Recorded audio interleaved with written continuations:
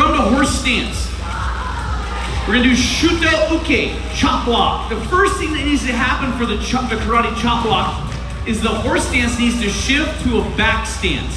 So for example, if I shift my weight onto my right leg, my left leg will become straight. Both feet are in parallel. My upper body is still up and down, but the activity is behind me. So my stance is oriented this way, but the action is oriented back behind me, called the back stance. So to do shuto uke, chop block, we're gonna shift. If I shift onto the right leg, the right hand is the parrying hand that comes across. This is gonna check sometimes attacking movements. The left hand in this case is gonna come over the top and hug. Let's practice that first beat. We're gonna shift to the right leg, check with the right hand. Hey! Left hand comes up to the ear. This is beat one. Let's go back and see if we can combine all those movements into beat one. Ready? Hey! Here. Beat two is the hand from the ear leaves the ear and executes a chopping movement. The fingertips are as high as the shoulder. The wrist is straight, but the elbow is bent. The chambering hand chambers dead center in the body, thumbs tucked in. Let's go back. Shifting to the right, show me beat one. Hey! Now from beat one, we apply the movement and do beat two. Hey! To here. Now we're gonna shift to the other side, so let's do the stance first. Switch onto the left leg back stance, pivot on the feet. Go ahead. Next, the left hand's gonna come over and check. Right hand comes up to the ear. This is beat one. Then, beat two, we apply the chop. Beat two. Hey! Switching your stance. Hey! Beat one. Hey! Beat two. Hey! Switching your stance. Hey! Beat one. Hey! Beat two. Hey! Let's switch our stance and combine beat one with the stance shift. Hey! Now let's add beat two. Hey! Switching, same idea. Hey! Hey! Let's combine all the movements.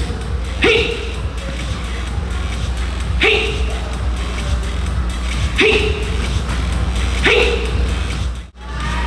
Next we're going to do, instead of shuto uke means block or receive. Instead of doing shuto uke like we were doing, now we're going to do a standard shuto. That means it's a strike. Let's come to ready position. Now hanchikamai, horse stance. Hey! Horse! Left hand first is going to come up to your ear, palm up, striking to the temple with the base of the hand into the forearm. Ready? And other hand. Hey!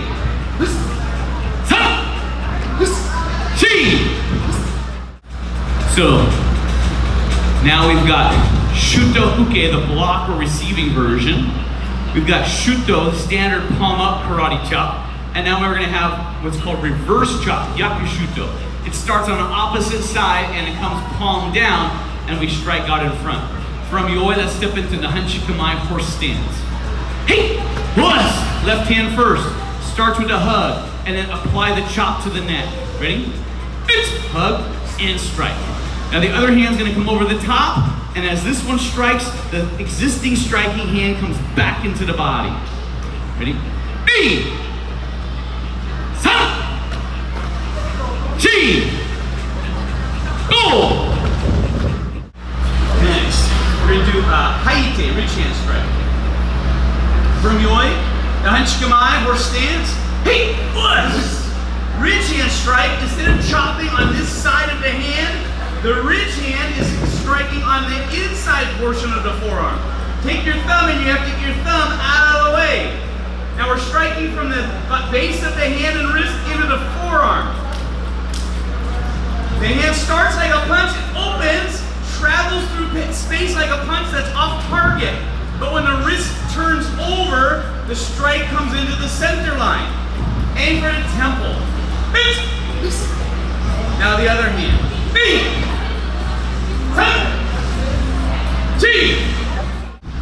Alright, shuto uke, the chop block. It's a basic movement in karate.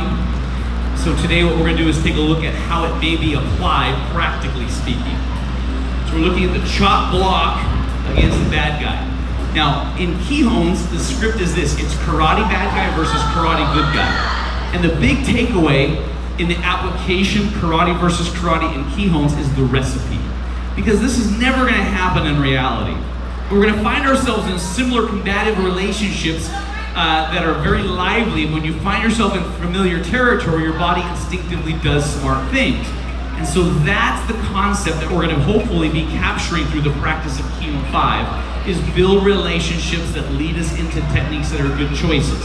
And we're going to follow the path. First ingredient is move, block, don't get hit. Next, closest weapon, closest target. More power. Look for a takedown and end strong. You're going to see this formula repeated all the time. Can I borrow you some apartment? Would you be the bad guy? I'll be the good guy. So in Kihon 5, since Arvin's going to step forward and attack with his right leg forward, he's going to punch to the center of the body with a right hand front lunge punch. This is the attack. In response, good guys at ready position, but they step into the back stance. Now the target has moved, so we are implementing the ingredients. Move, block, don't get hit. This hand is receiving, and instead of striking the limb, it's gripping. So my movement, if I just go by myself, is here to here. Would you do the attack? Go ahead. Here.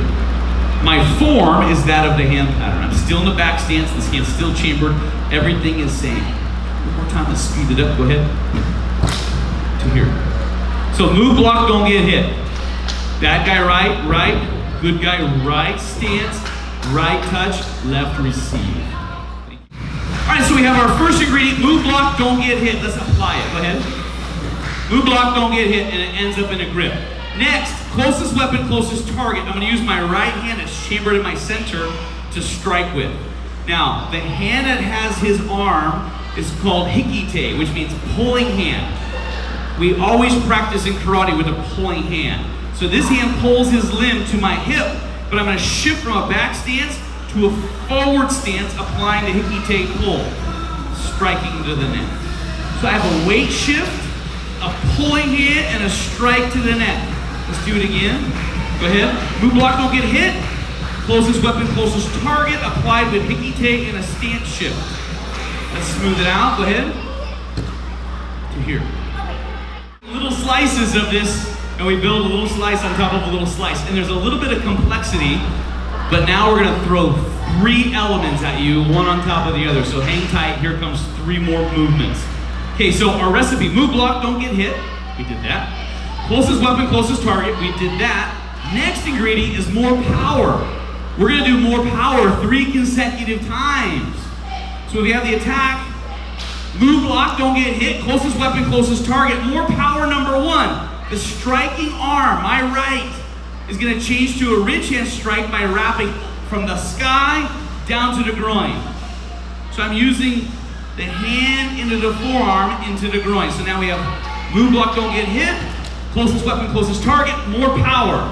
Next, the hand that's low is going to receive the limb. So it comes up, palm up, and I do a handoff so that striking hand takes over.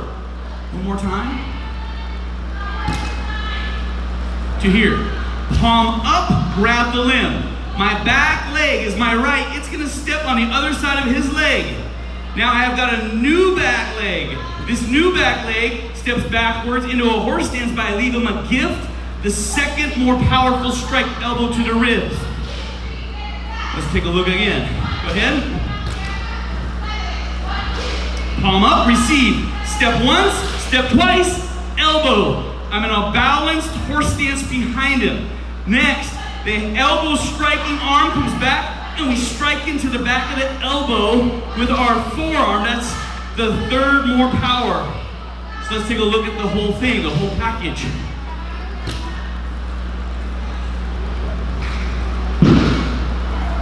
Okay, so now we've implemented the beginning of the recipe. We're at the power element. We're doing it 3 times, 3 movements.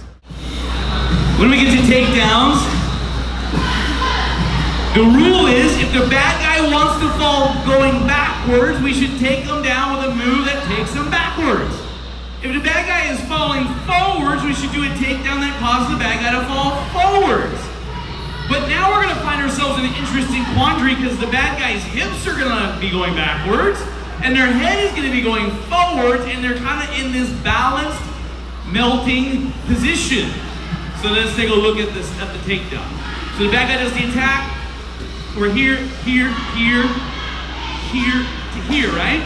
Next, my striking hand, which is my left, opens and I grab onto the shoulder. Since we have a gi, I'm gonna grab onto the gi. Hang on, don't let go.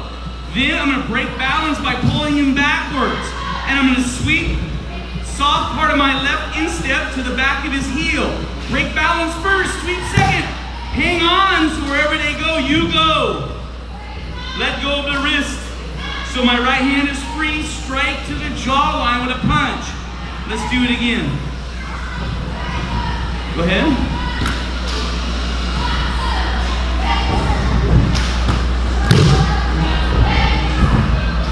So, thank you. If bad guy's melting, hips back, head forwards, you can take them forwards or backwards.